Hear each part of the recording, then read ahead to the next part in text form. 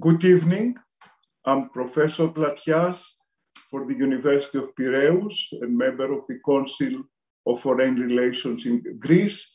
And I'm delighted to welcome an extremely competent group of discussants that we are going to discuss great power relations. As you can see from the title, transatlantic relations means really how Europe and the United States historically have dealt with Soviet Union and Russia, and it's a problem that still remains today. But the focus of international politics has shifted from the Atlantic to the Pacific. So containing China has been the number one problem, especially since the pivot to Asia in the last years of the Obama administration. And this continued during Trump and continues during the Biden administration. So we see a new architecture in international politics involving new alliances like the Quad, but also the recent one, which I can call it Quad Plus, that involves not only the United States and Australia, that they cooperate in the Quad, but also the UK. So we are really having in front of us all great power relations and great power competition.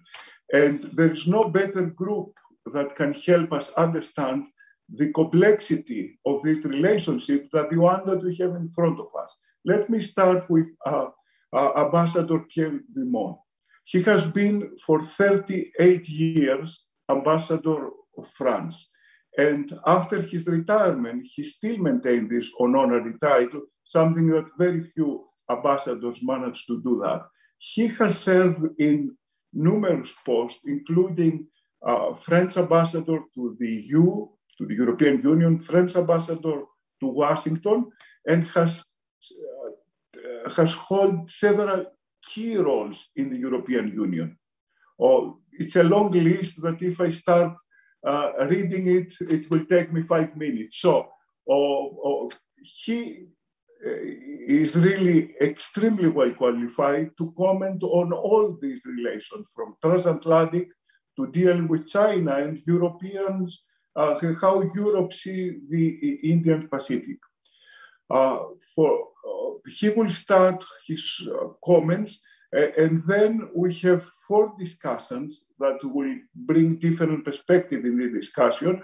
It's really a great honor to have with us Professor Charles Mayer, a research professor at Harvard after his retirement 2 years ago. But before that, he was professor of history and one of the great names of the Harvard Department of History. He has written extensively on European affairs, and he was a director of a famous center at Harvard, the Center for European Affairs, European Studies. Thank you, Mr. Mayer, and thank you, Ambassador, for being with us. And together with these 2 distinct scholars, we have 3 Greek scholars. Professor Arvanitopoulos, professor of international relations at Pantheon, that is currently the last couple of years, he's teaching at the Fletcher School of Law and Diplomacy at Tufts University. He's an expert in transatlantic relations. Marilena Kopa, professor at Pantheon University again, and an expert on European security.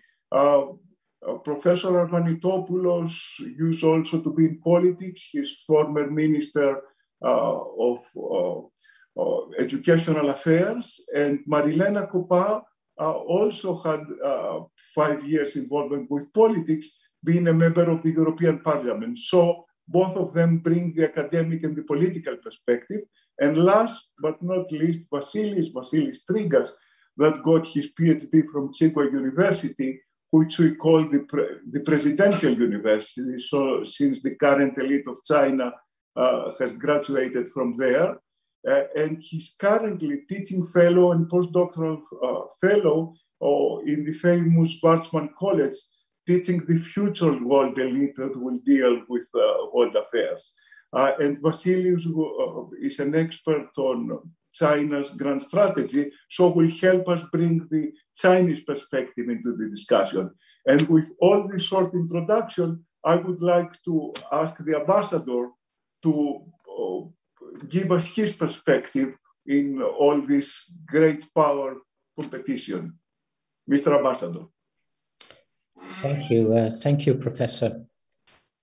And thank you for inviting me on behalf of the Council for International Relations of Greece to talk about a topic that comes very timely, I must say. And I'm quite impressed by how yourself and Vasilis, when organizing this panel, put the finger right on what was the real dimension of this so-called AUKUS crisis, or whatever you want to call it. When you kindly asked me to talk about this crisis, we were still in the heart of the storm, I would say, and the French resented this decision about setting up this islands as a personal offense, a national humiliation.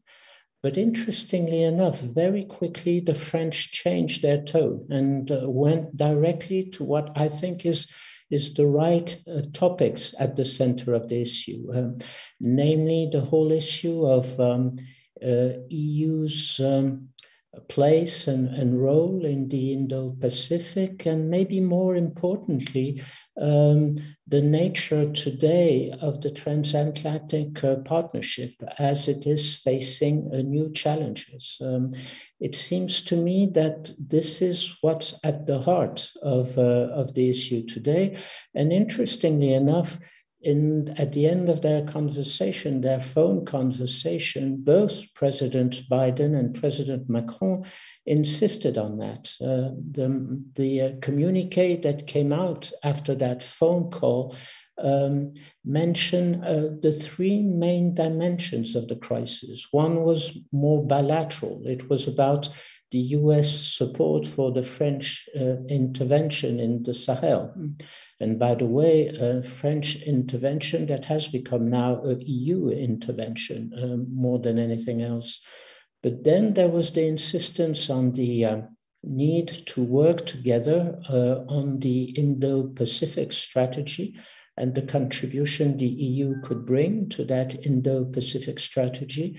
And thirdly, the mention was about the EU contribution to the whole European security and the transatlantic security policy with regard to the collective defense of Europe. So it's interesting to be able to discuss this in the right dimension, I think, of this crisis. Interestingly enough, also, if I may add, with regard to the French political opposition, we were back to the future. Most of the opposition asked for French withdrawing from NATO, going back to the old Gaullist lines. So it tells a lot about what this AUKUS crisis is all about. Let me just give you three main observations on precisely how to maybe look at these different dimensions that we're facing there. The main point I think I would like to make is the reality about the divergence between American interest and European interest with regard to the Indo-Pacific. The American approach, which is quite understandable, the US being what they are, the main leader still today in the global world system, and having their direct interest in the Indo-Pacific, having made this Asian pivot at the time of the Obama presidency, it's natural for the Americans, I think, to try to take the lead and to convince their transatlantic partners to follow suit. They're ready to consult, they're ready to discuss, but at the end of the day, they have a very clear objective, which is both about security, mostly and mainly about security, but still also about economic lead, about technological lead, about trade lead, so on and so forth. And therefore asking the Europeans to stand up to China and to stand close to the Americans in facing all these different challenges. It's about leadership at the end of the day. For the Europeans, the situation is quite different. It's about partnership. They're ready to accept the American leadership, the US leadership to a large extent, but they want to have their word in these discussions, and they want this to be seen as a close partnership between the US and Europe. Why? Because for most of the Europeans, the interests are quite different. On security terms, let's be clear about this. Apart from France, and to some extent, I would say Germany and Netherlands, the three countries that in fact have already released their own national Indo-Pacific strategies, for most of the other European members of the Union, Indo-Pacific is very far away. And their current interest in terms of security are much more focused on Russia, of course. For the Southern European Union members, more on the Mediterranean, Middle East, North Africa, Sahel. But Indo-Pacific is very far. They have no military forces in the area, and they have no particular interest in putting their forces there. Totally different situation appears for France, of course, which has a maritime presence there, territorial presence, of course, with New Caledonia and the Polynesian islands, and therefore which has for many years now tried to draft and focus and fit its own national interest into an Indo-Pacific region where it has been looking for allies, India, Australia, Japan, South Korea, and others if possible. I'm thinking about Indonesia, for instance. More importantly, on all issues not directly related to security, the ones I was mentioning earlier, new tech, digital, trade, economy, industries, the interests of the European Union are huge. In its recent communication on Indo-Pacific, the EU Commission and the External Action Service have reminded everyone that Europe, with regard to the Asian continent, is the first investor, the second trade partner, and the first provider with regard to humanitarian assistance, as it is, by the way, in many parts of the world.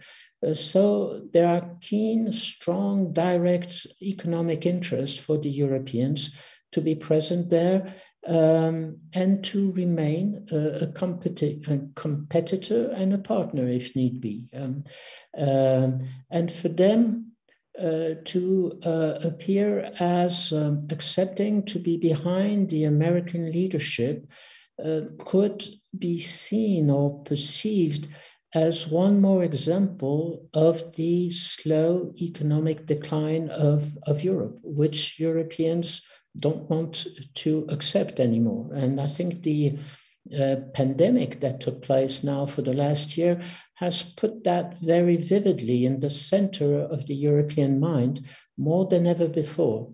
It's quite interesting, by the way, when Europeans are discussing strategic autonomy, that one needs to look at the two dimensions precisely of strategic autonomy. Just as much as most of the France European partners can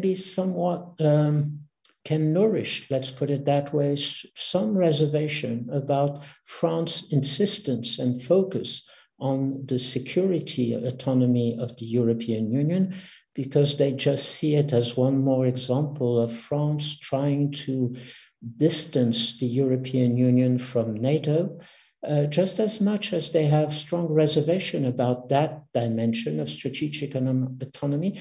They have none when we are discussing the need for Europe to retain its technological edge, its capacity to be present on supply chains, the possibility to reindustrialize Europe, and the capacity for the Europeans to be right in the front of the state-of-the-art, cutting-edge technology of the future, artificial intelligence, microchips, etc., etc. So there is a strong feeling among Europeans that we should not let ourselves being overwhelmed by American leadership in that field.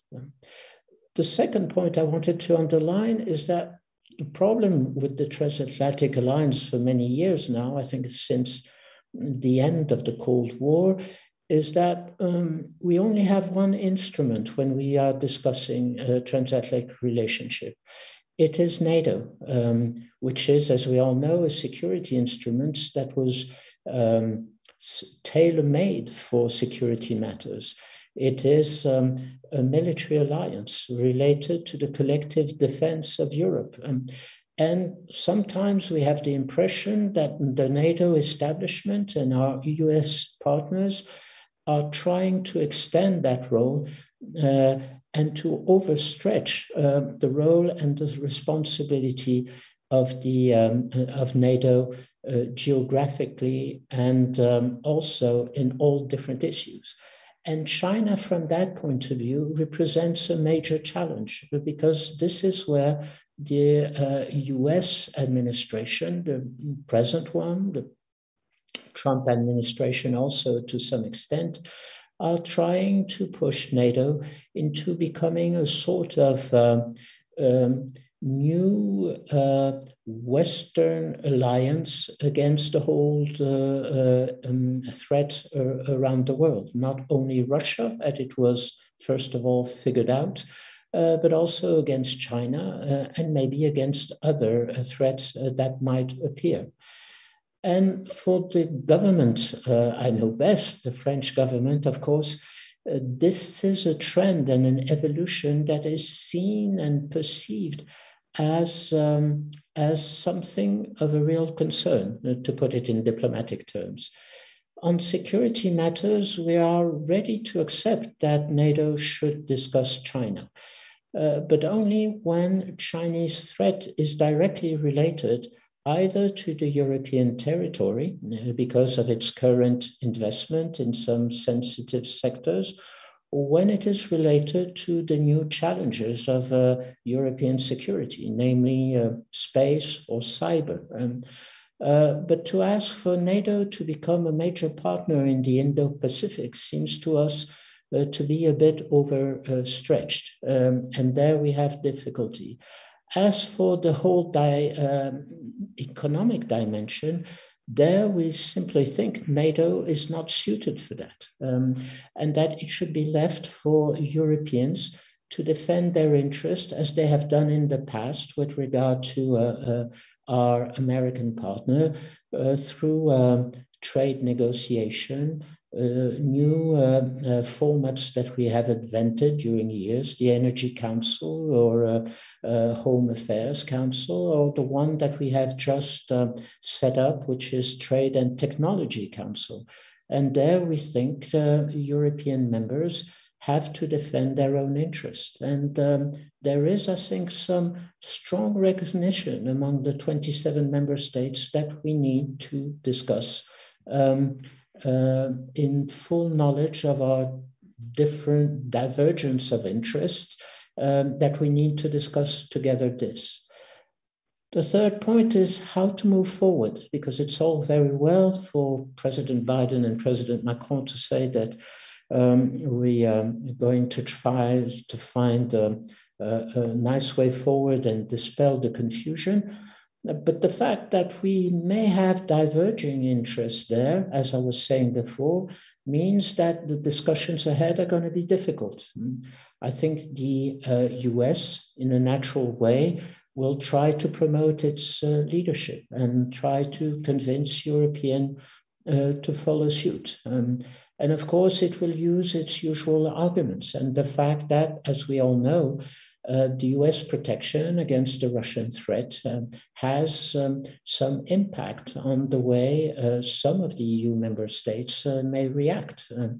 I think the EU, on its part, will play its usual game, which is certainly a division among its partners, slow, cumbersome, long, slow to react and to proceed. But I think here we need to be reminded of what I was saying earlier.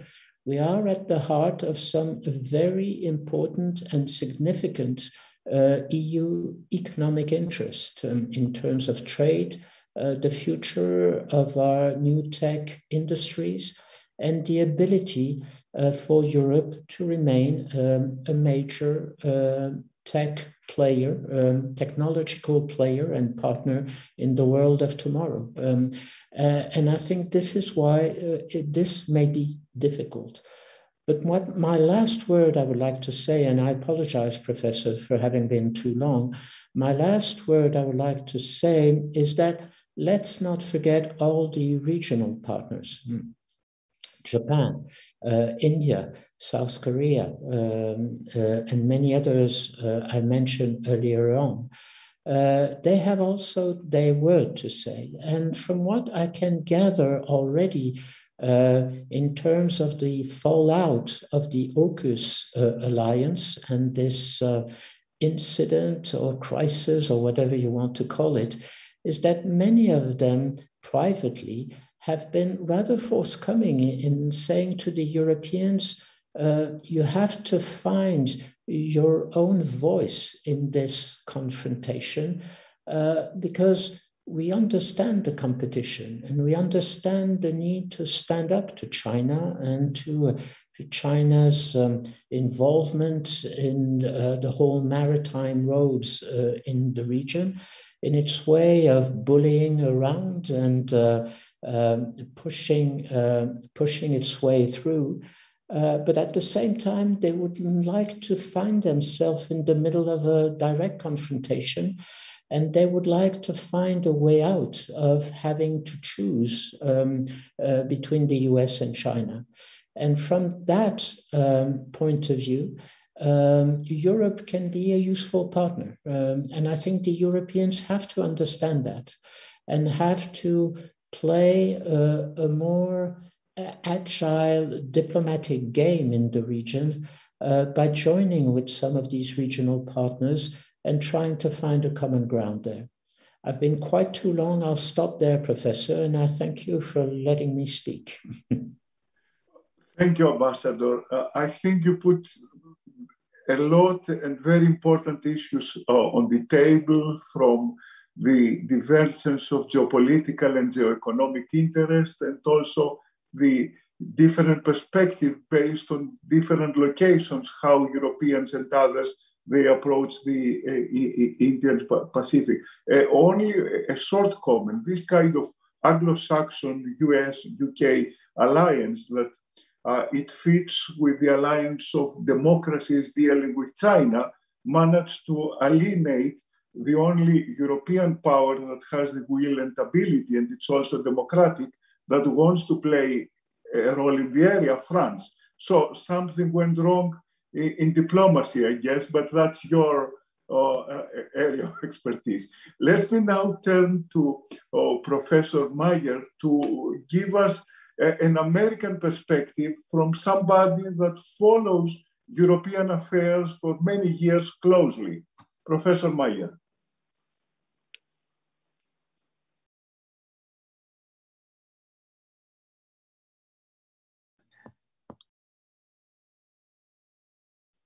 Okay, you hear me now. Okay, good. Thank you. Thank you for this invitation. It's a pleasure to discuss these matters with you, to learn new friends via the internet, the Zoom, which has proved a blessing in our time of pandemic. I'll respond a bit. I mean, I think indirectly to Pierre's comments. First of all, let me say, as a staunch supporter of President Biden, I've been appalled by some of the clumsiness. I mean, I think we haven't even raised the issue of Afghanistan, which I think the president, as I observe him, seems to polarize so many issues. We must do A or B. There's no middle way. So in terms of the submarines, the nuclear submarines versus the diesel electric submarines, or staying in Afghanistan or getting out, I think he needs to learn that there are shadings and nuances of policy. Of course, the French are excellent at this. I don't know Anthony Blinken personally. He was a student at Harvard. He's obviously very bright, but I'm not sure how he is framing options for the president, or how he is doing this. So I have no inside knowledge. I do think it's important to realize that many of the security community or the intellectual community are a little, what I would call, spooked by China at this point. That is that what is a relatively sudden or resurgence of this huge, powerful power. I mean, just yesterday, the New York Times told us that China was winning the artificial intelligence war with us, that we would be left behind. We are. I mean, other powers have felt this. The British looked at Germany at the turn of the 20th century and felt spooked by Germany. We worry about China. And as a result, I do think that some of the adjustments are going to be difficult to make.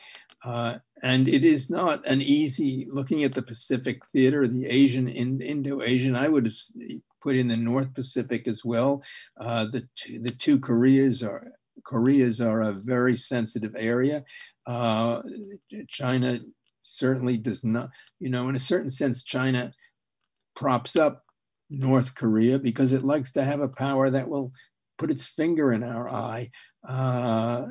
And I think balancing that, it's a problem for the Japanese, of course, and for the South Koreans, where we have a defense commitment. These are not easy problems. In a certain sense, Pierre's plea, and I think this is correct, and I would argue it's due, is that we don't just separate two theaters. In some sense, we face a global problem in many senses, and it's not quite the same as it was, let's say, at the end of the 1930s, when Japan and Germany were both threats, but they could hardly coordinate their actions.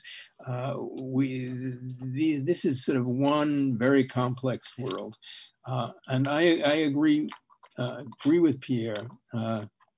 The United States has overburdened NATO.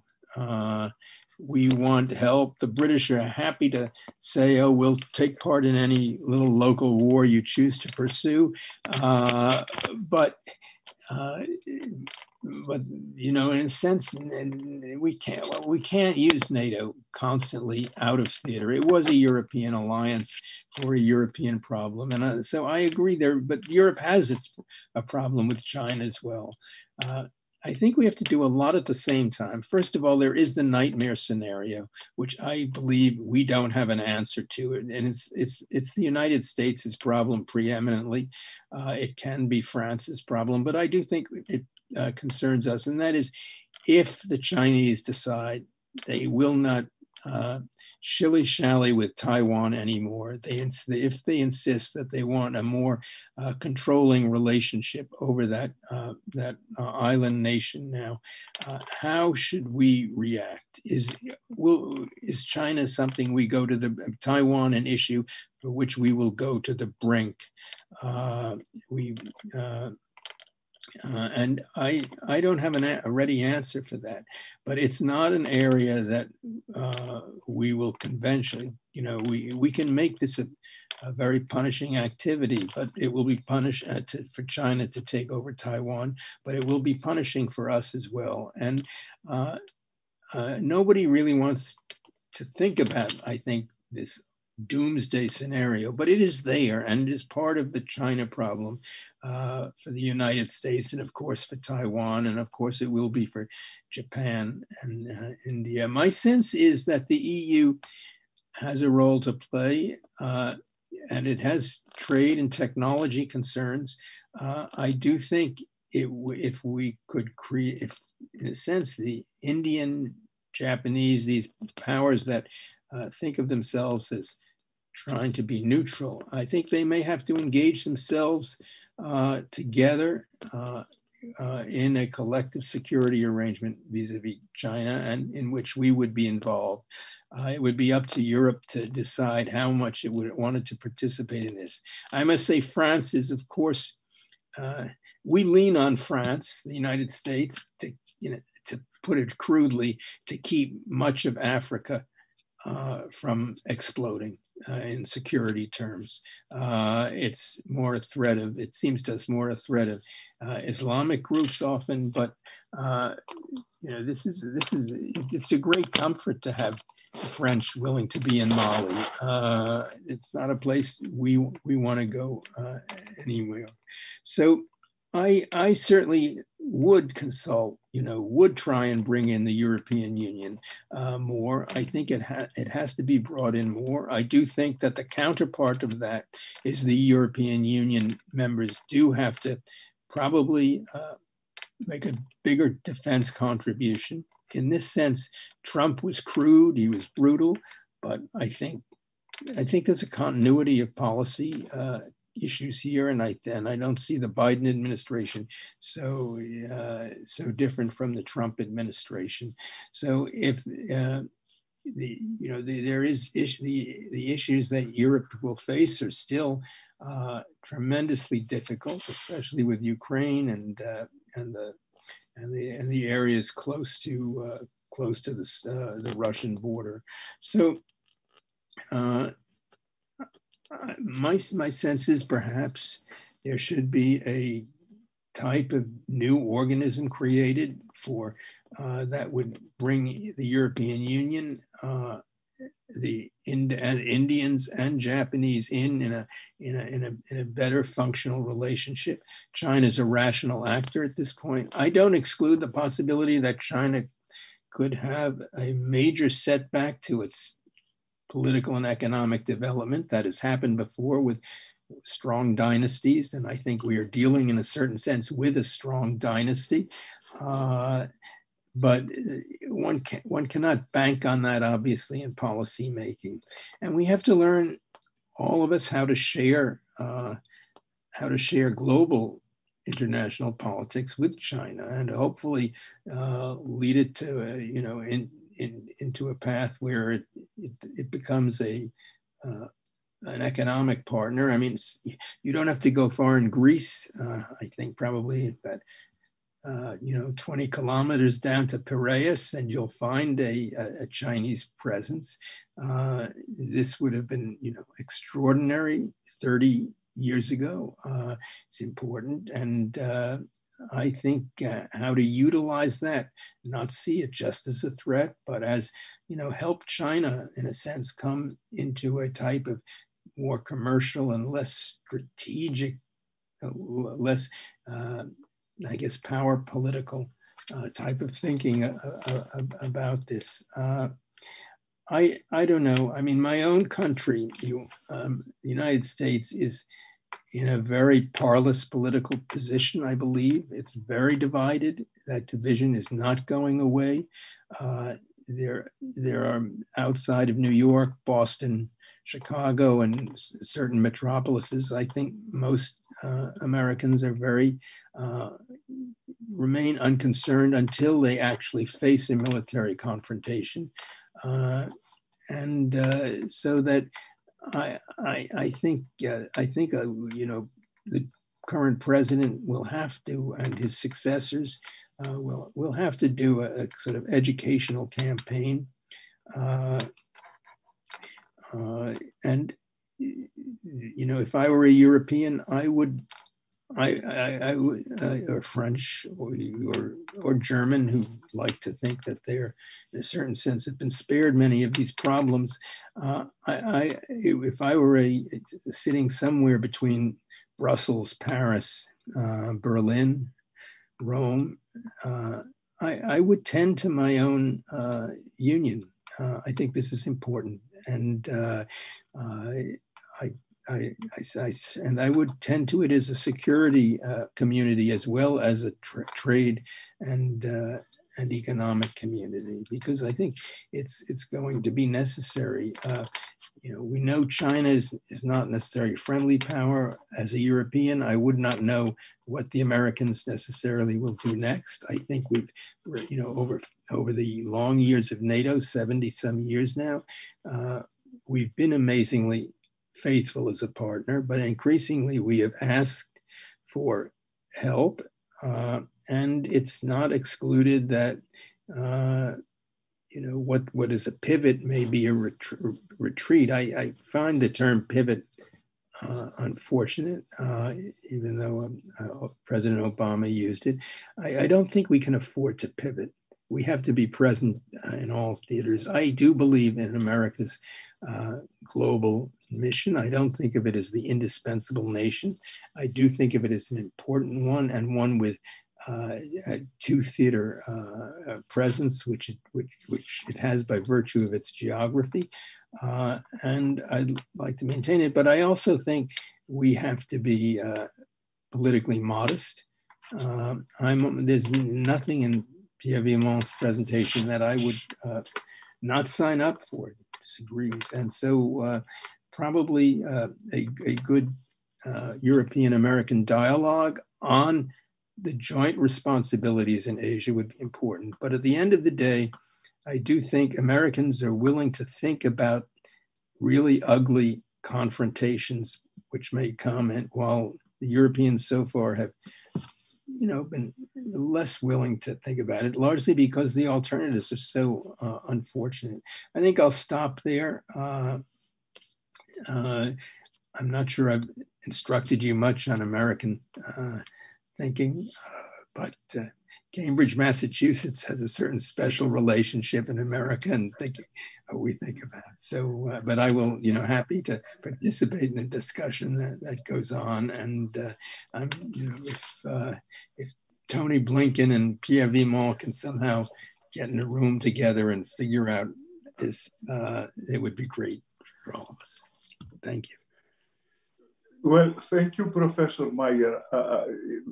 Your comments were very prudent, and I think it was music in the eyes of the Europeans, especially what you said, that the US doesn't need to choose where to pivot, because in Europe there is another threat, is the Russian threat, that all this discussion about China has undermined. And if you ask half of the Europeans, especially the Central Europeans from Poland to the Baltic states, I see the world through the Russian threat. And if you ask the Southern Europe, as Ambassador highlighted, see threats emanating from the Middle East and Africa.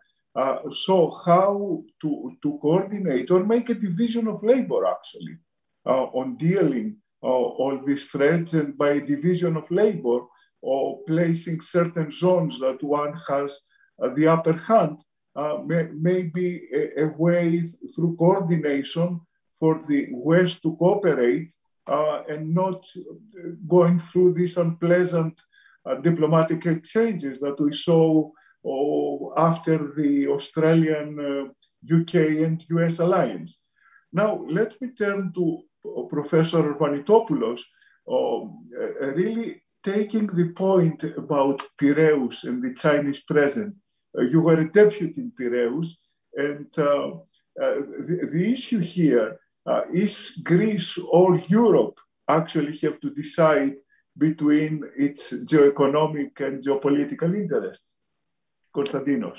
Thank you, Thanasi. Thank you very much. And allow me to make 3 lines of argument in light of what we've heard thus far from Ambassador and Professor Meyer. The first line of argument has to do with the agreement per se. What is AUKUS all about? And I think AUKUS, to be honest, has a lot of symbolism, but very little strategic significance. And I say that for a couple of reasons. First of all, AUKUS does not involve a collective defense commitment, as in the case of Article 5 of NATO. So in other words, it does not provide us with an automatic response, let's say, in the event of an invasion of Taiwan by China.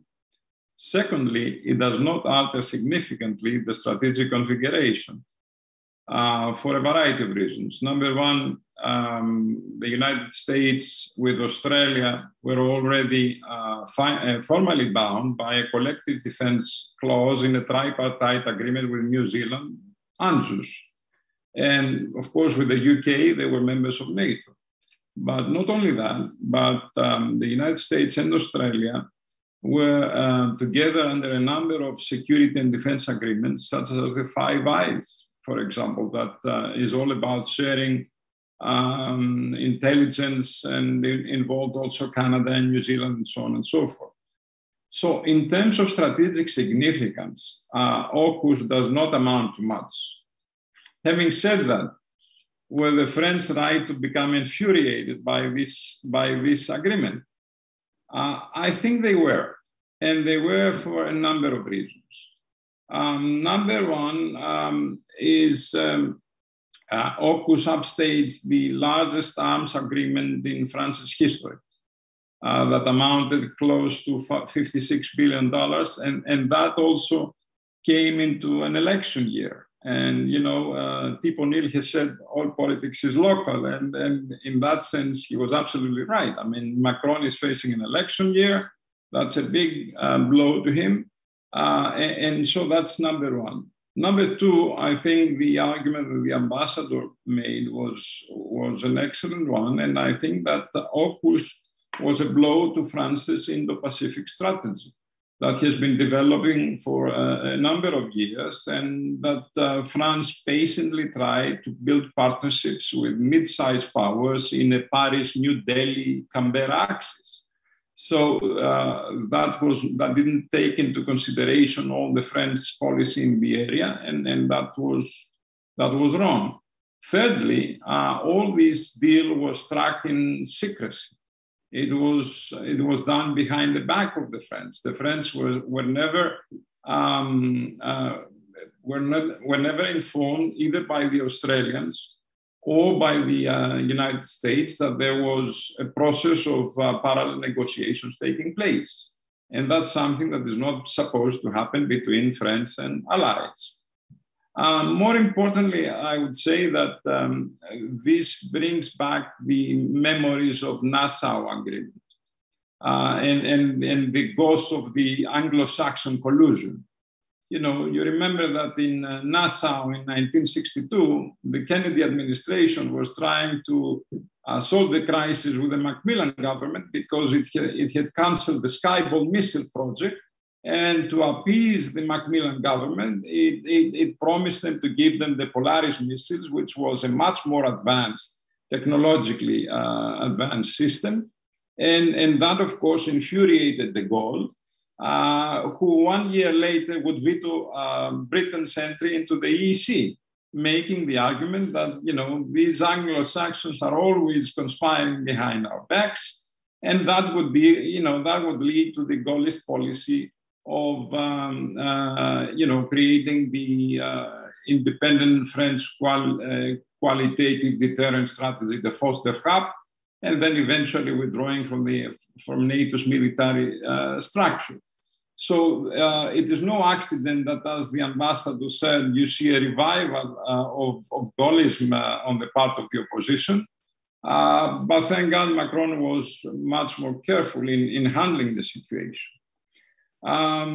Finally, and the real question is, as Professor Meyer put it in the table, why did the Biden administration, that was considered by the Europeans and the French as the most Francophile administration that came in power into the United States after the war, why did they do that without consulting the French, without taking into account the French interests and so on and so forth? And I think that might have to do with the leftovers of the Trump administration, that after the Trump administration, there was a climate in Washington that, look, whatever you might do to the Europeans, whatever you might say against the Europeans in the end of the day will always be there. So there is a feeling of, we take them for granted, so to speak. And so in that sense, there was no consultation or cultivation on the part of a very Francophile American administration on the French so that we can amortize the issue. Now, one final comment on the transatlantic relations and what all that means for transatlantic relations. I think that, as I indicated, the Europeans have gone through a very traumatic period under the Trump administration, and for a very good reason. And I think there was the beginning of a honeymoon with the Biden administration that lasted up to Afghanistan. From Afghanistan onward, we have the end of this honeymoon. And the Europeans are distressed for a number of reasons, not only AUKUS. But let's start with AUKUS. Why did the Europeans become very concerned with AUKUS? Because I think AUKUS reminded them that for the Americans in the post-Cold War period, Europe's geopolitical significance has declined due to the dissolution of the Soviet Union and the rise of China. Secondly, because it reminded them that the United States does not look upon Europe as a unitary geopolitical actor. Thirdly, I think we had a lot of reaction coming from Eastern Europe. There was anger coming from Central and Eastern Europe over Washington's willingness to accommodate Germany with Nord Stream 2 gas pipeline. And that for the Eastern and Central Europeans increases Europe's dependence, energy dependence upon Russia. And that's something that obviously Eastern Europeans and Central Europeans feel very bad about for all the historical reasons. I would say also that AUKUS signified something else symbolically for the Europeans that came at a very unfortunate timing. And that had to do with striking a deal that involved Britain and not France or Europe, was seen by the Europeans as troubling because the Brexiteers in London were able to boast that, look, we deliver on our promises, that once we exited Europe, now we can go back to global Britain. So striking a deal with Britain and leaving Europe or the French out, I think it was symbolically a very bad signal, something that came to the coattails of Trump's policies.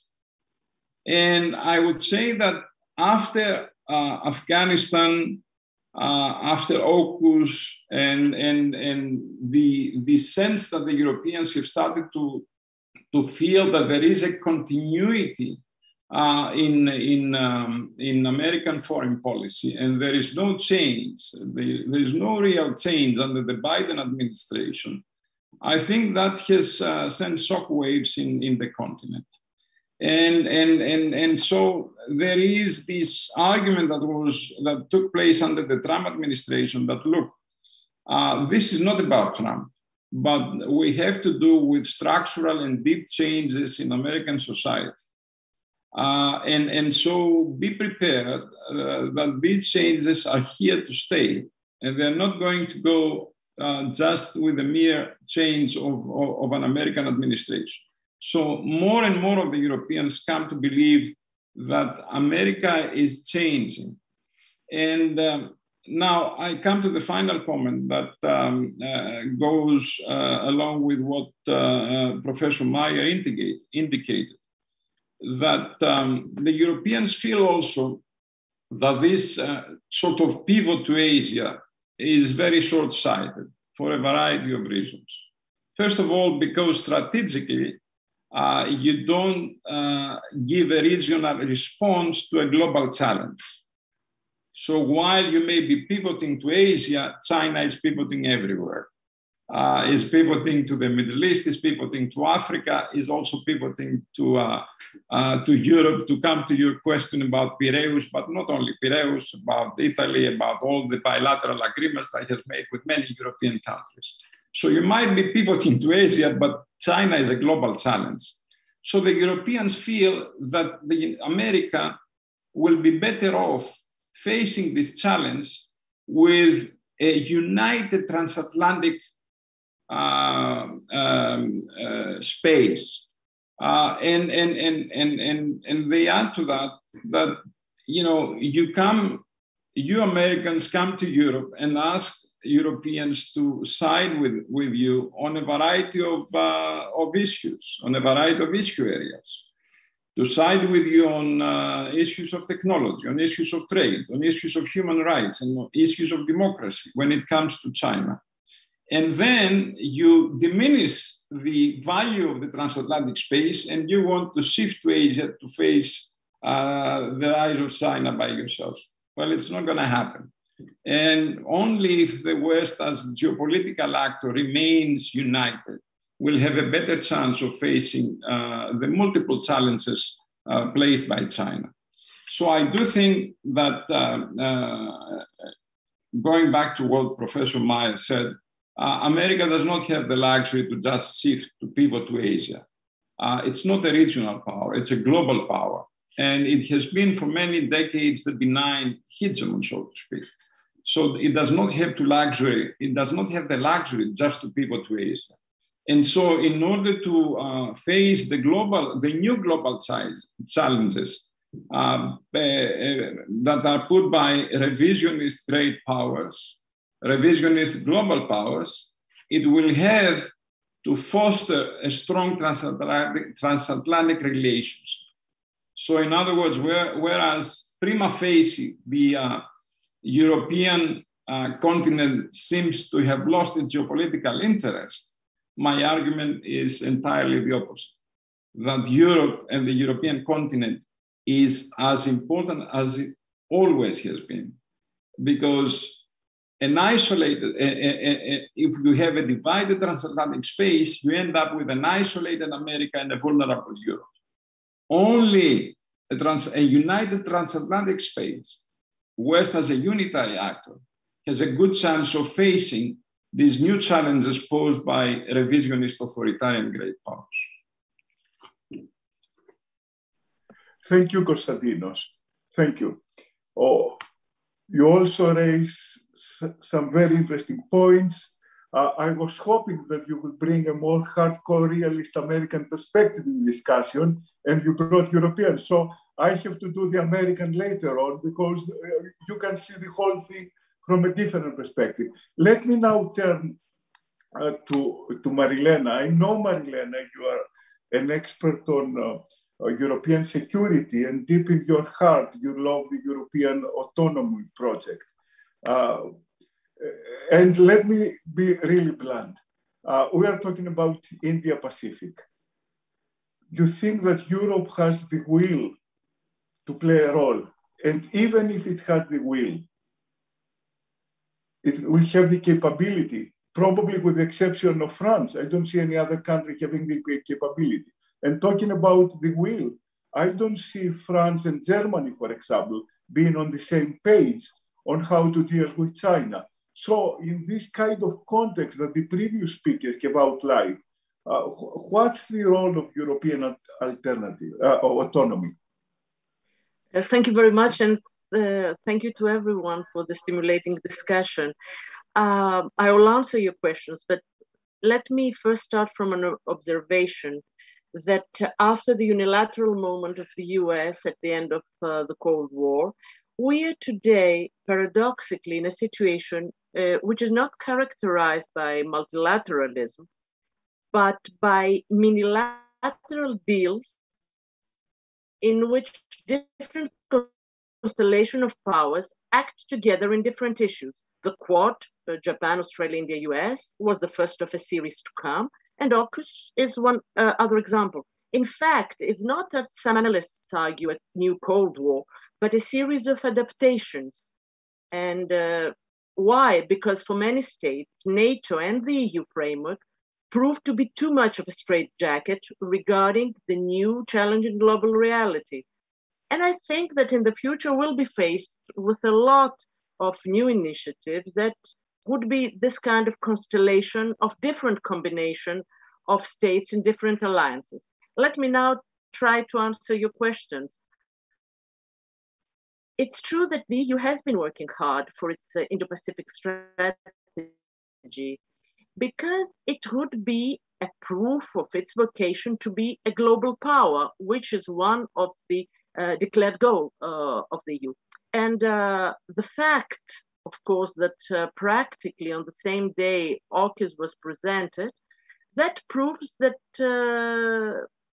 there are things inside the liberal world do not go really well. And there is maybe it's an understatement, a need of fine-tuning of actions of the liberal world, because it's not only, I wouldn't define it as a West, but the liberal world and China. But the crucial point, I think, is that for the moment, the EU does not want to commit itself in an anti-China alliance under the US and tries to follow an independent path. Whether this is possible is something to be seen. The fact is Europeans have still an ambivalent approach to Beijing that stems originally from profound differences between member states over how to deal with China. So these differences of approach seem for the moment difficult to overcome. And unfortunately, in the worst EU tradition, with big powers, each member state prefers to have a privileged bilateral relations instead of dealing with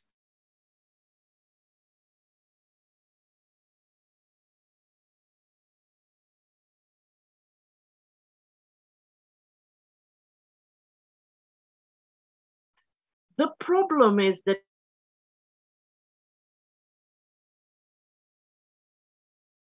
means and Marilena, we lost sound. Can you repeat your last sentence? Now, yeah.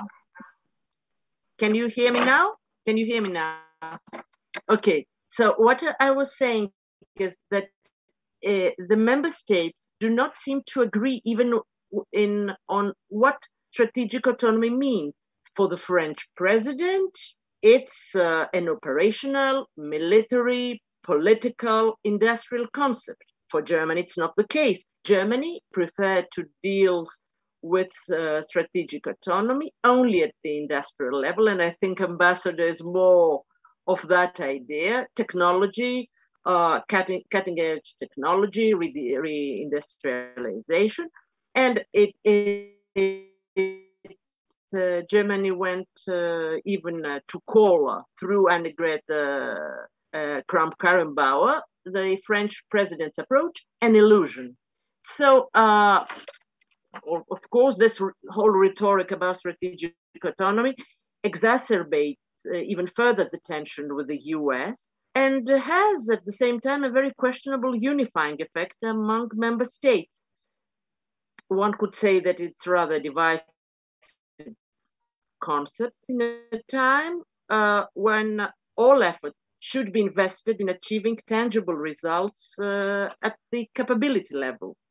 Anyway, strategic autonomy in any case never entailed the break of the transatlantic link or decoupling the US. At the moment, what we see is an absolute lack of coordination between the two coasts of the Atlantic. Biden has not consulted with the allies on Afghanistan, not on AUKUS defense agreement. And in fact, we still do not have a clue on what the much praised transatlantic relationship would look like in the Biden era. In essence, what we see, Biden follows Donald Trump on China, while we see that the special relationship between US and Great Britain is well and thriving. But it's paradoxical, but not surprising, that the closest European ally of the US is not in the EU. And to try and wrap up my argument, the fact is the timing is very bad for Europe. We're in the middle of a very tough and challenging electoral campaign in France and a difficult negotiation phase in Germany, in a phase where they try to form the new government. But the more crucial missing link in order for Europe to move ahead is a common understanding between Paris and Berlin in terms of what lies ahead. The debate, not on strategic autonomy, which, as I said, is a questionable concept, but on a European strategic culture, meaning a common threat perception, an agreement on the means to deal with them is still ongoing. President Macron, and on his Sorbonne speech of 2017, said, what Europe defends Europe lacks is a common strategic. And I think he's correct because this type of culture determines strategic behavior. And for the moment, for Europe, the signs are not promising. The two leading powers cannot even agree on threat perception and on the means to deal with them. So can Europe, even at this stage, with all these changes at the global level, create a common perception of the use of force? Whether there can be a shared narrative on the European security community? I hope yes, because otherwise we'll be continuously faced with ambiguity, double language, and bad surprises. Thank you very much. Thank you, Marilena. Listening to you now, I understand why transatlantic relations are in huge trouble. I mean, to make a strategy, you must agree on the enemy. They don't agree. You must agree on the aims. They don't agree. They must agree. They must have the means.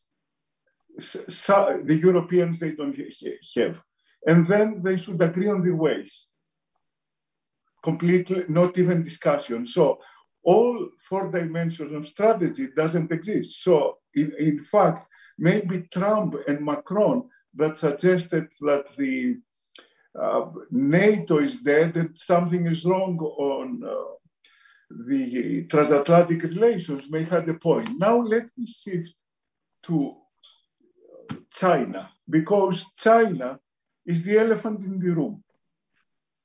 And to have Vasily that can probably help us understand some of the issues that have been discussed. Vasily, very briefly, I have 3 questions that I would love to hear the Chinese perspective based on what we heard before. How the Chinese see all this discussion about European autonomy? That's the first question. Second, Professor Meyer highlighted the threat about Taiwan. I mean, do you have, you are dealing with Chinese grand strategy. What's the theory of victory for China over Taiwan? I mean, is it any theory of victory from the Chinese perspective to see if this threat is really credible? And the third one, let me try to take a pro-Chinese approach. The Americans and the West is controlling the sea. And they feel very vulnerable because it's a country that industrially is growing. So it really depends upon resources. And the routes to these resources is in the hand of the West. So China tries to consolidate its power in an area and tries to develop through the Belt and Road different ways to increase its security. So is this China really a threat, or is China responding to a threat. Vasily. Yeah, well, thank you, Thanasis, for the invitation. It's a great honor and privilege to be here and participate in this discussion with very distinguished speakers. Now, in your opening remarks, you mentioned Tsinghua as a presidential university of China.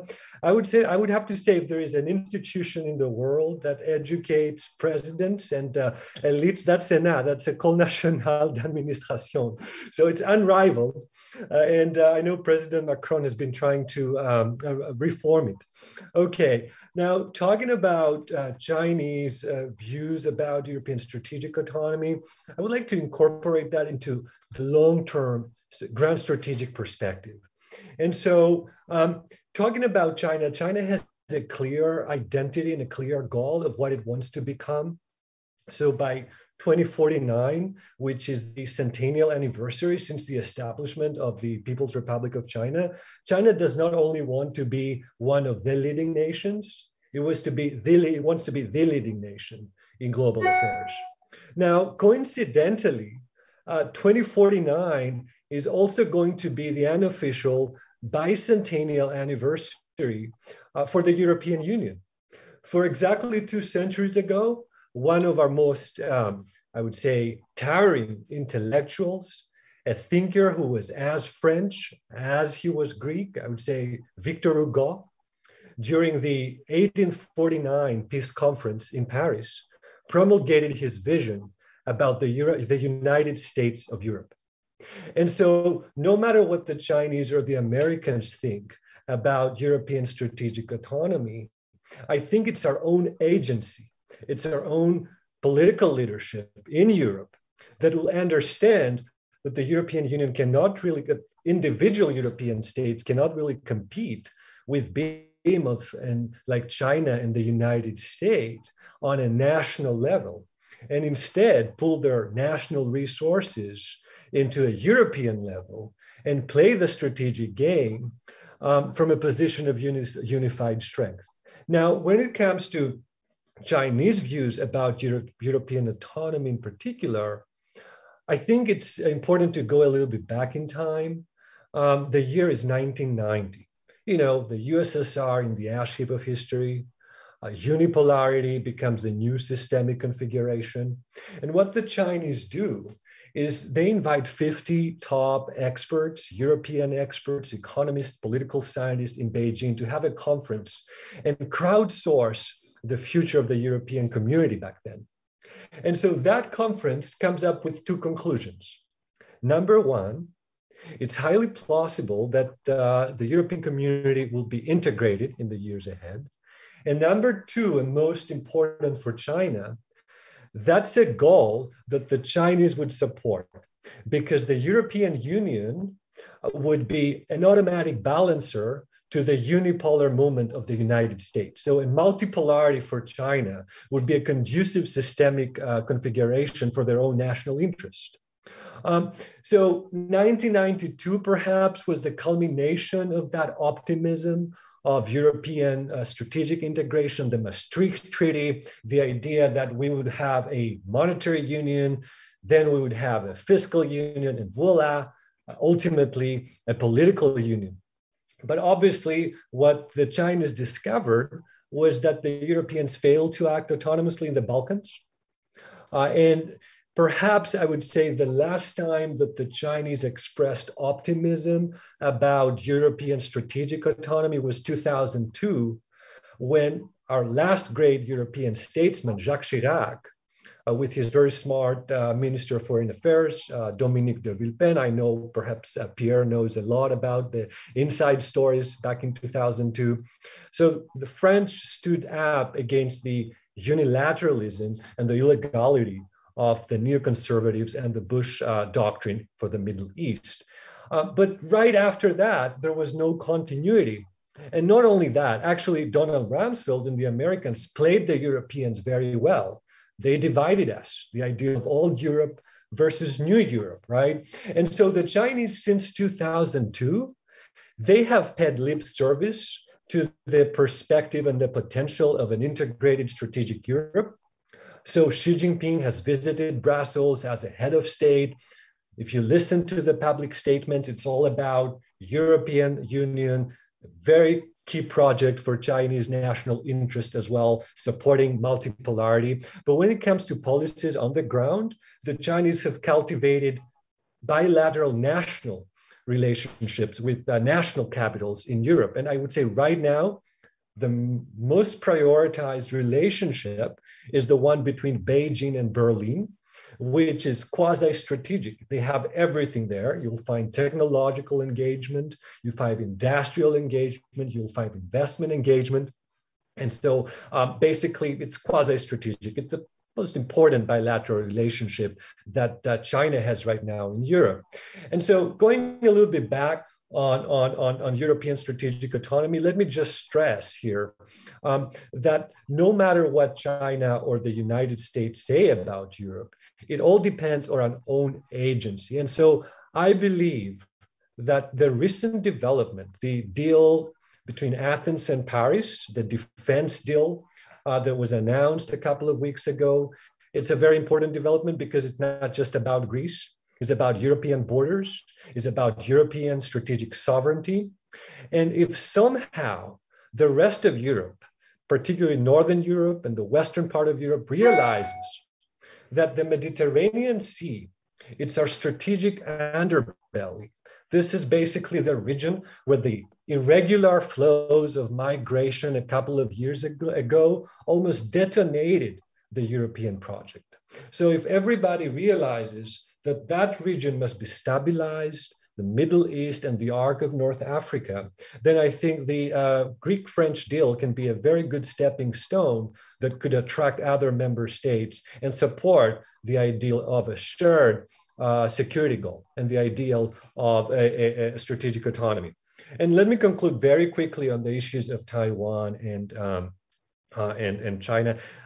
So my understanding is that Chinese strategy has not changed, that war is not a priority.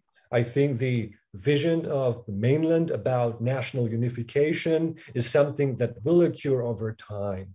And I think no matter what's going on when it comes to recent developments and military tensions in the region, the strategic perspective of China is that if they build a flourishing society at home, if they excel in innovation, in the industries of the future, if they lead by being exemplary in what they're doing here in the mainland, then sooner or later, some moment in the future, national unification might occur. But I don't think they will provoke a military crisis right now. Thank you, Vasilis. Thank you. I think we have time for one more round for about maximum 3 minutes because we don't want to make our audience tired. So let me try to provoke the ambassador now. If you're sitting in Washington and you see the Europeans, the only thing that they do is they shift the burden to the Americans. I mean, the free riding problem. And not only theoretical, I mean, they have Russia on their hands, they have jihadism, they have problems in the Middle East, and still they refuse to be serious on defense. And second, they try to protect their interest with China, especially Germany, but also with Russia. Again, the pipeline demonstrates that on the natural gas, the Nord Stream 2. So if you're sitting in Washington, despite the nice words that they say, they probably are thinking the way that Trump was thinking, that the Europeans are a lost cause. Let them alone. Let them deal. That will force them to deal with their defense. So that's a way that somebody from the other side of the Atlantic sees this relation. And to follow my second question, to follow the Vasilis comment, you think that the Greek-French treaty and kind of special alliance within the flexible geometry of the EU, that some countries can have enhanced cooperation on security more than others, may become a nucleus that other countries join. So actually, we may have something coming out of this small nucleus. Thank you. Two very good questions, Professor, to which I will try to respond quickly. I think Professor Avranitopoulos was making a very good point about what I would call the chicken and egg syndrome between the EU and the US. In other words, US paternalism, let's put it that way, creating a sort of EU irresponsibility, a sort of a comfort zone in which the EU has been sitting very comfortably for the last 50 or 60 years. Namely, we have the US security protection, military protection. Why need bother? The EU should be mostly about the single market, economy and other things, and not about security. And I still think a majority of member states are more or less in that position. Hence, self-fulfilling prophecy on the Washington side, no urge to give more responsibility to the Europeans and a cautious approach. Because what is still important, in my opinion, and I hope this is still the feeling in Washington, is that the US doesn't have all that many allies around the world, and the Europeans are still the most solid ones. So you need to stick to that and to shore this alliance as much as you can. But the step by which the Americans would decide to give more responsibility to the Europeans is not yet there. And they look at this whole strategic autonomy discussion with suspicion, certainly among the NATO establishment, because it's not only that they think this will not happen, it's also because it's more comfortable for them to stick to this kind of leadership where you don't have to go on discussing all the time. At the end of the day, you decide and the other ones follow. And we've seen that in Afghanistan. And to some extent, the AUKUS agreement was part of the same frame of mind there, I think. And we have to accept that. And it's a challenge for the Europeans. Are they ready to stand up to the challenge and to show that things are different today and that a new strategic culture is slowly emerging out of the Europeans? Now on your second question, and going back to what Melania Krupp was underlining, the weaknesses, the shortcomings at the moment in Europe, I tend to think that the only real way forward, the genuine way forward, will be a combination of trying to agree all the 27 member states on something that will slowly look like a security policy. But at the same time, if the Europeans want to be efficient and want to be agile and want to move into the real world of geopolitics, some of the member states have to take the lead and be ready to work together. The French-Greece agreement is one example, but there should be others. It could be a combination of different ways of doing things.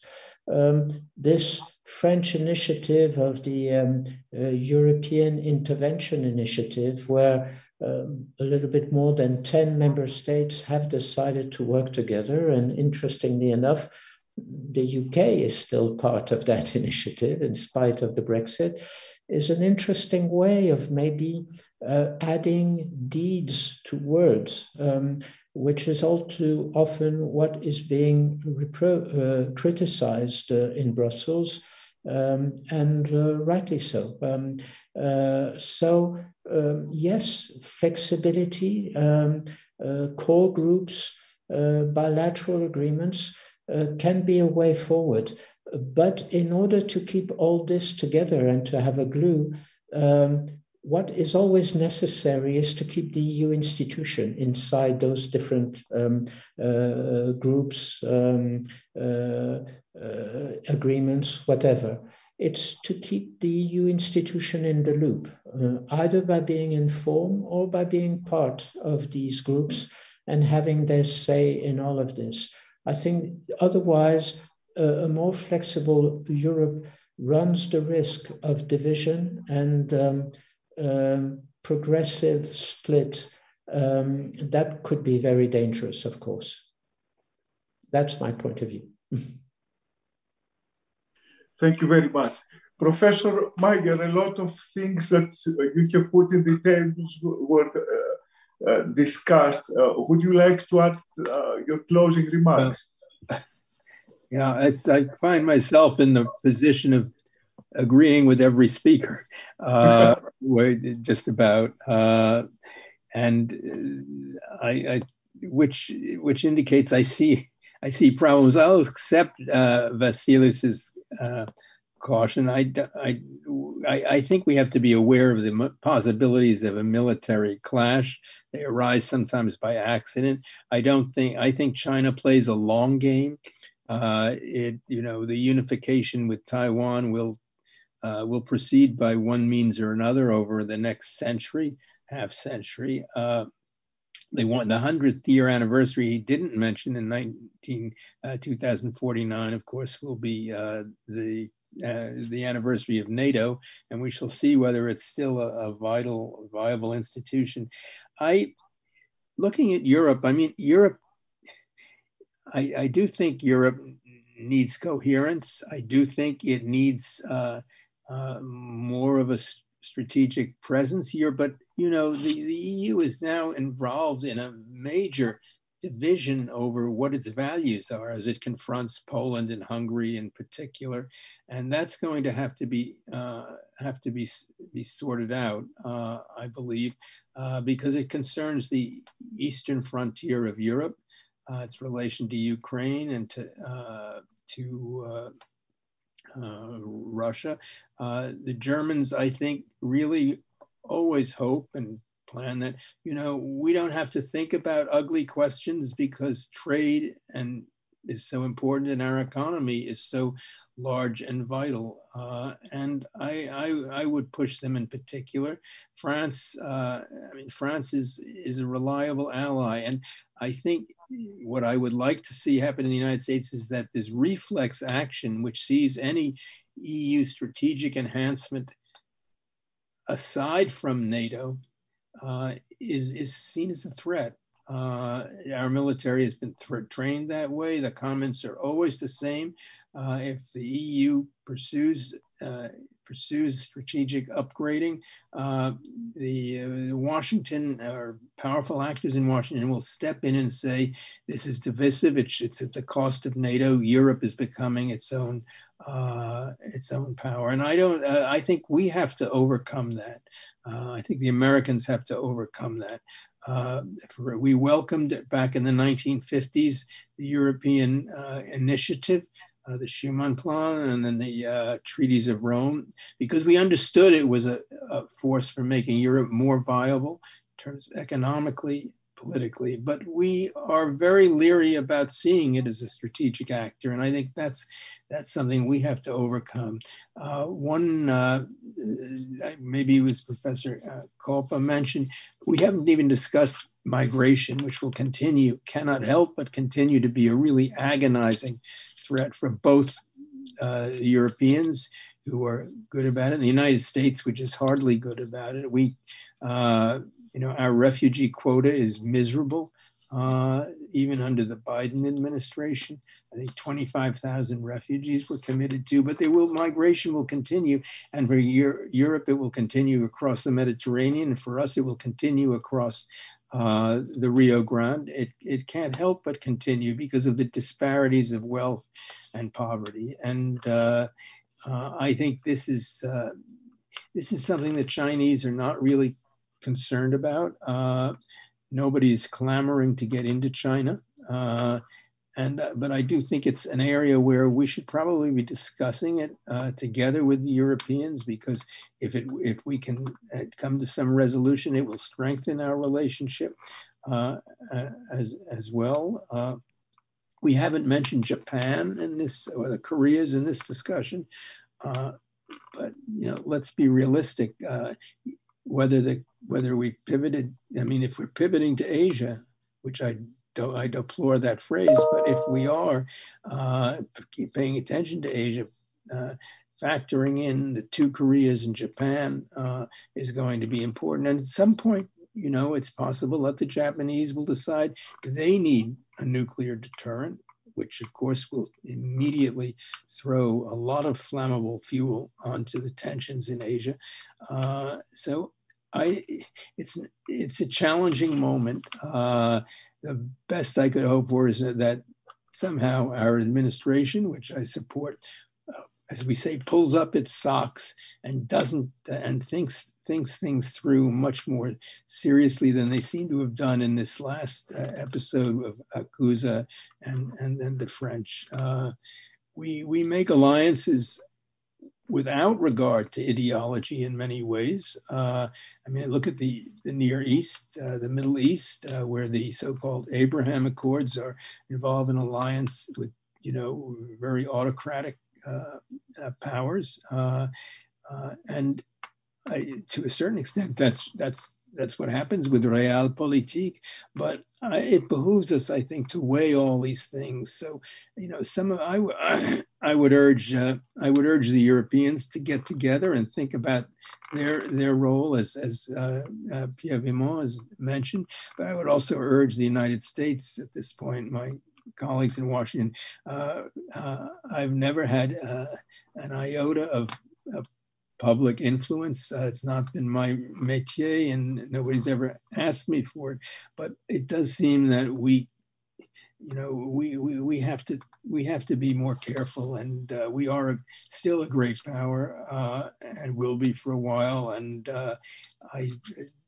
that responsibility comes with that, and not just responsibility to tell others to get in line behind us. So I think this discussion has been great in terms of making everyone aware of how interdependent we are, not just economically, but strategically too. And I thank the organizers for having included me in it and for having conceived of it. So thank you. Thank you, Professor Meyer. I think you're very modest. I mean, you don't talk to Biden or his Security Council, but since you are trading all these guys that run Washington and through Washington the wall, your influence is indirectly there. But let me defend Biden for a minute. Compared to Trump, he was pushing the Asians, I mean, Japan, Korea, even in Australia, despite their declaratory policy to nuclearization.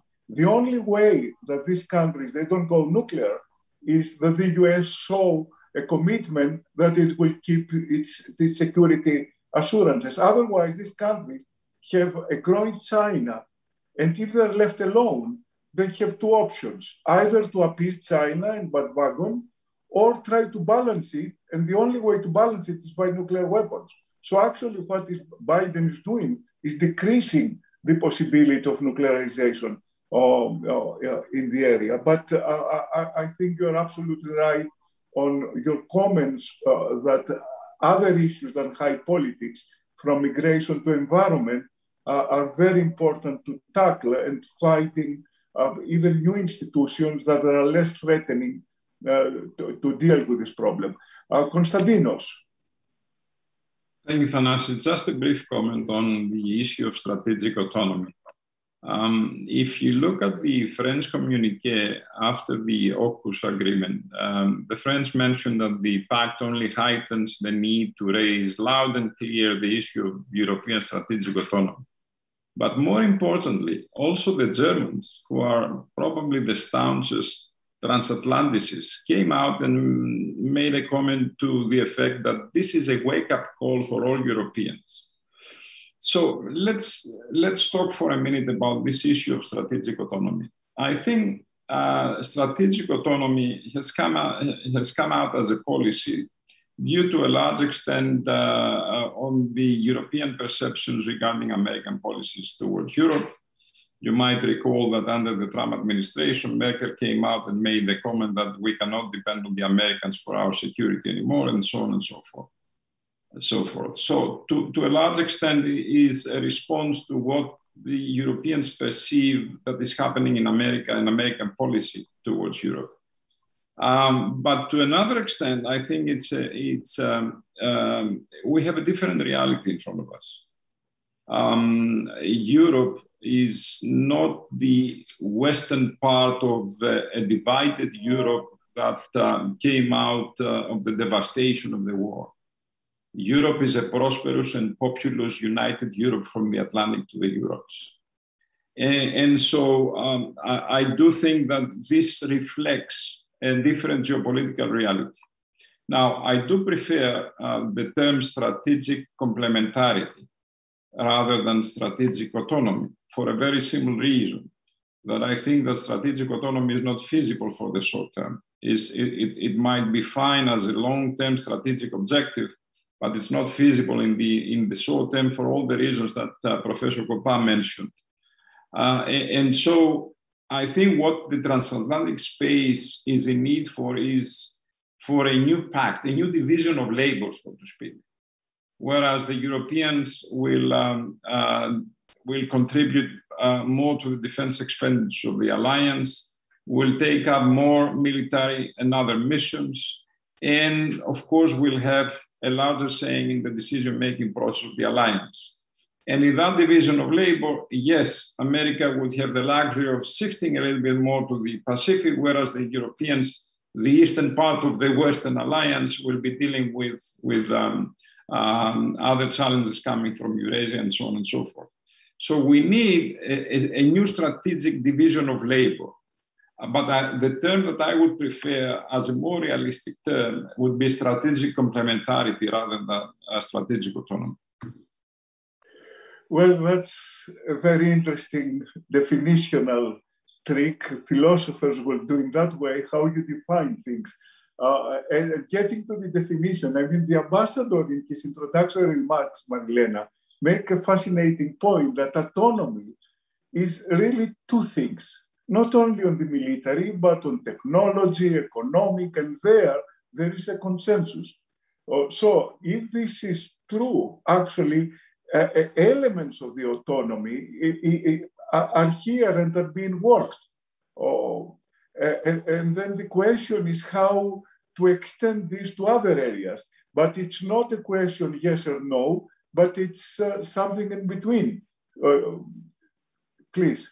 You're right, but the problem is that the EU is faced with a profound imbalance between ambitious France, proactive France, and German pacifism. And this creates an internal imbalance that it's, I think, the fundamental problem of the Union. We are not in front of the Franco-British agreement at Saint-Malo that created, in fact, the common security and defense policy when the two countries, for different reasons, but they were on the same line. Here we have divergent opinions on what should be done. If we want to be blunt, we would say that Germany outsources its security. That's what it does in order to focus on economy and on development. Some friends of mine ask, would we want it the other way? I'm not very sure, but I mean...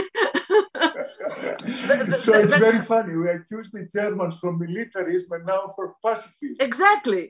So, I mean, you cannot have it both ways, that's sure. But if to get back to what you said, in my view, what strategic autonomy would mean is capabilities. And that's where we should start. The United States have 7 types of helicopters. The EU have 24.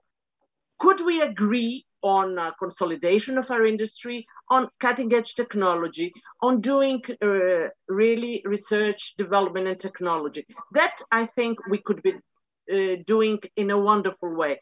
Instead of entering theological debates about autonomy and what it would mean and what it means for our relation to the United States, because in fact it's about the United States strategic autonomy. And I agree with Professor Ventopoulos when we say we must discuss with the US. And I would say we need a new transatlantic bargain. And that's what comes to my mind, because it's not only division of labor. I think EU has gone far ahead. We cannot say that EU will do soft power things and NATO will do hard power things.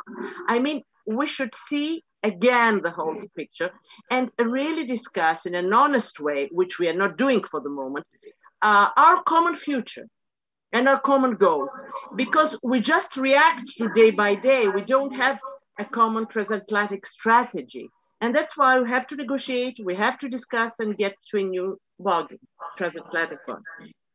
Marilena, you brought a fascinating point about how we deal with Germany. And I think the French had the wisdom in the early 50s to try, to remilitarize Germany, but at the same time make it sure that doesn't create more problems. And the solution turned out to be EU. But then it came the end of the Cold War, and suddenly Germany became too strong. And suddenly it imposed its will on the European institution that be tied by the institutions that it was before. The Germany of Bonn was different from the Germany of Berlin. And that's the European problem. And it's also an elephant in this discussion. Vasilis, let me turn to you for the final remarks, but I really want to provoke you. You said that the Chinese feel that time is working on their side, so in the long run, they will manage to get Taiwan. I remember Mao and Deng Xiaoping said we will wait 100 years, 1,000 years, and we will succeed. So that's the mentality of the Chinese. But this assumes that the Chinese, they don't implode in the long run. I think 40 years ago, nobody expected the Soviet Union to implode. Are the Chinese so optimistic that the future will be so generous for them that the regime will survive 100 years, 1,000 years, and they will not have the fate of the Soviet Union? Okay, yeah, thank you, Thanasis. Just very quickly, let me address the issue of technological autonomy for the EU, because we started to discuss strategic autonomy, but we ended up discussing technological autonomy, and that was a shared comment across the discussant, and I think that's a very crucial comment. But my puzzling question is, when we're talking about technological monopolies in Europe, who are those monopolies? They're not the Chinese, they're not Alibaba, they're not Tencent, they're Google, they're Facebook, and basically they're Silicon Valley companies. So when we're talking about technological autonomy, at the end of the day, we have to find a modus operandi with the United States on taxation, on competition policies, and on data sovereignty. And I think that's not easy because of the uncertainty we're facing. We're not sure that in the next midterm elections, the Democrats will hold the Congress. And if that doesn't happen, if the Republicans take over, then I find it extremely difficult for any type of technological deal, of transatlantic technological deal to occur. So actually, moving to your question about the Chinese long-term development potential and political stability, I think that's a big question, but it's a big question that concerns both Beijing and Washington. You know, if you talk about legitimacy right now, the Chinese public, something like 70%, believe that the Chinese government delivers. So this performance effect, this performance legitimacy here works pretty well. But if you go across the Pacific, I would say 45, maybe 50% of Americans, even though Biden has been I would say a truly exceptional president for his first, how much, 200 days, still challenge the legitimacy of the president. Many do not even accept the outcome of the presidential election. So I would go back to what my very good friend and advisor here, Yen Shui-tong, our friend actually, said about China and the US, that it is domestic leadership that will, at the end of the day, define the long-term twilight strategic competition. That's interesting, Vasily. I asked you about whether the Chinese will implode, and you said that the Americans may be imploding in the future. I said I'm very highly uncertain.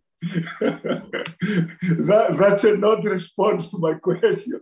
But anyhow, I would like to thank all of you for this fascinating discussion. I think we have raised a lot of important points. We have not really provided answers, but I think we raised the point that I think that's a contribution to see the complexity of the issues that we are facing, not only transatlantic relations, but how we are dealing with the rising China, how we are dealing with the Russian threat to Europe, how we are dealing with issues like Middle East and also North Africa that are concerned to our region. And I think we have helped our audience, if nothing else, to understand the complexity of the current international relations. Thank you, all of you. Thank you very, very much. Good night.